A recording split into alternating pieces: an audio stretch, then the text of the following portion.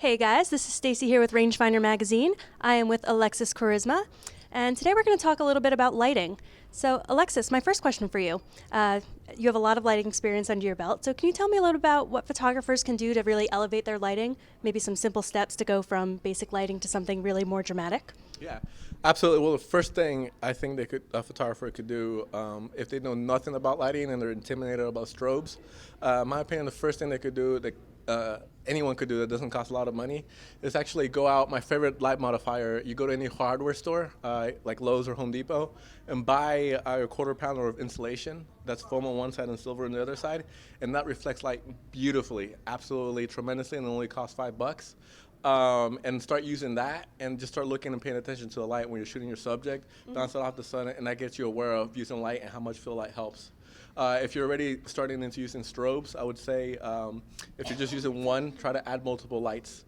I add lights for three reasons. The first one, I put up a strobe and I strike it, is to throw shadows on my subject or on my scene. The second reason is to quiet those shadows down, so you fill them in a little bit. And then the third reason would be to throw highlights on the subject. So if you have only one light, you strike up one light and then you're done. So if you add multiple lights to your setup, that's a process where you could progress and add more lights to your looks. That's awesome. That's awesome. Now, how about one thing that we're seeing a resurgence of is ring lighting? Do you have any experience using a ring light in your portrait work? Yes, I've used the ring light before. Me personally, I'm not a fan at all of the 100% ring light look. I think it looks flat and it doesn't look flattering at all. When I use the ring light, I use it more for like a fill, since it's going around the lens and it fills everything. It's kind of like an ominous fill, and it's a light that comes from nowhere. Mm-hmm. So I use it like that, but I never use it as a main lighting source because I'm not a fan of how it looks just by itself. So I'll have other lights doing it, and I'll use it to quiet all the shadows down on the whole entire scene. Okay. So it sort of just enhances the lighting that you're already using?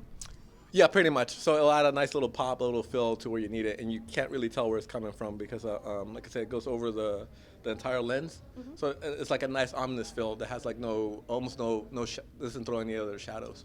So what's emerging in the world of lighting? What is something that you're playing around more with, or that you're seeing being on trend?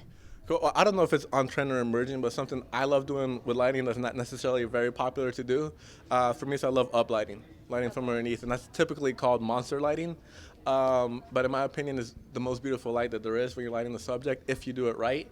I never do it with a harsh light source. I always do it with a soft light source like a softbox or a beauty dish. And that's something that I do that typically most photographers don't do or are afraid of doing it because it is a little bit finicky. If the subject is too close to the light, then it looks horrible. If they're too far away from the light, it doesn't hit them. But if you get it just right, if you look at my work on there, I'm doing that, I would say, more than half the time. Interesting. Yeah. Very, very cool. Are there any specific tools that you use to accomplish this?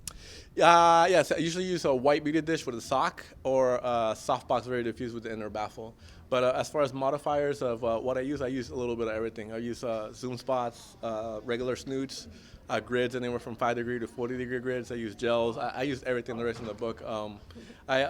When it comes to equipment and gear, like for cameras, I like to say cameras are horrible masters but great slaves. So you should never be a slave to your camera gear, and the same thing applies with lighting. You should never at least with me, I like to change my lighting around a lot, and I never let the modifiers dictate what I do. I always come up with a vision first, and then whatever I need to use to make that vision happen, I use. Awesome. Very cool.